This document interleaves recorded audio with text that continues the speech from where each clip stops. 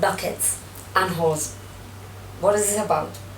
So we've talked about the treadmill, we've talked about making sure you don't get yourself in a crazy, furious rat race with yourself of trying to get things done just for the sake of doing things. And there's another approach to it as well. So making sure you step away and have that clarity is very important. To keep checking whether you're still on track, because it's so easy to just go off pissed and think that you're doing the right thing, but actually not really getting where you need to be, just moving off course. The other thing to remember is not just the kind of physical, the technical aspect of doing something, but the impact on your mind, the impact on your mental health, and the impact on how you help yourself to make sure that you don't burn out doing something that could be amazing. So I've heard this thing before of having your mind and what's going on in your life compared to a bucket. And if you think about a bucket and a tap, a bucket keeps being filled with water.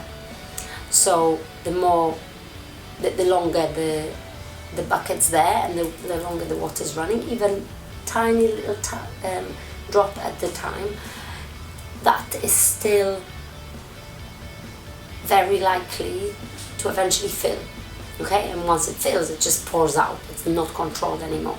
And our mind is often like that, that if we put too much in without generating some form of drainage, we can't, keep going at full pace. So what is really important is to make little holes in your bucket.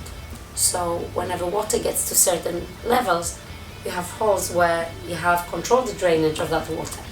So hopefully you're still with me on that. But not allowing yourself to get to that point where you go, okay, you know what, that's fine, I'm done now, I'm gonna have to be sick or ill for weeks now because it's been too much. Rather than doing that, find ways of easing the pressure. What would be great for you right now, because obviously I don't know you, but what helps me is to plan in days or times where I do absolutely nothing. And if on those days I feel like doing something that drives me closer towards the goal, I might do it. But if I feel like just resting, sleeping, going for a massage, grabbing a meal or just watching a movie, then that's what I do. And everyone's different.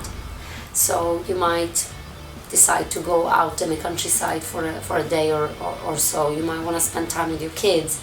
You might actually want to be away from the kids because you're with them all the time.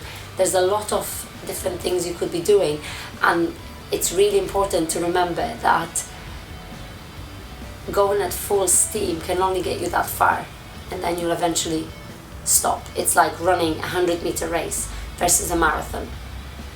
You need to be able to pace it so you get to the end.